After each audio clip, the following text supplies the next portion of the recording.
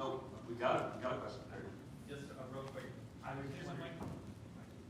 Auditor Ball, have you ever heard from one of the CEOs of the big banks and all of your pushback?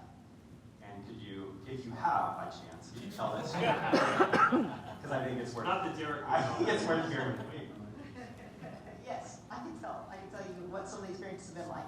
So Derek is, because I've told this story a few times, always in closed settings, and there's several people in this room have heard this. So we had we had that first bill that passed, and that was the energy boycott bill.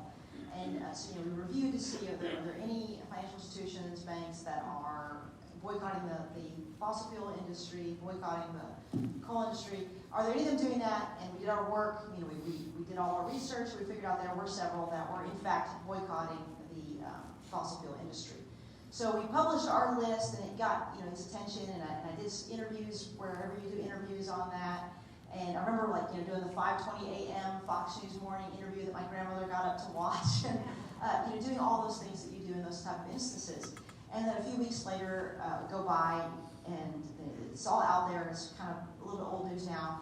And then early in the morning, I'm having breakfast with my husband and at that time two kids. She was 1, and then Levi would have been 4. So when they're that age, it's very hands-on when you're getting them ready for breakfast. So we're really engaged with feeding them, going through the day. We're still in our pajamas. And my cell phone rings, and a lot of times in the morning, I'm just like, I can't do it because I've got kids and just got to wait. But it said, New York, New York. I'm like, okay, I'm just going to pick this up. And it said, please hold for Jamie Dimon. So I'm like, motion to my husband, please take care of the children, do what you need to with them. And our bedroom is just off the kitchen, so I hop up and I go into our bedroom, and I'm on the phone, and without much of a hello, Jamie Dimon is on the other side of the line, and he is just about yelling at me, and he's absolutely furious. And he's going into it, which is an interesting experience on the phone in your pajamas in your bedroom, first thing in the morning, being yelled at by one of the most wealthy men in the world. And so he's going after it, and he's being pretty clear what he thinks, and he's saying, I could take all of my banks out of the and who are you to tell me what to do?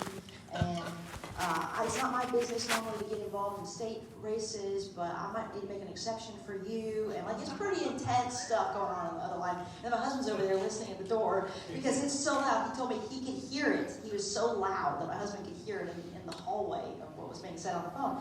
So we had this interesting conversation, and I remember having this kind of surreal moment thinking about, okay, I've got to get control of this conversation because he is hopping mad and not letting me get a word in edgewise. He's pretty upset.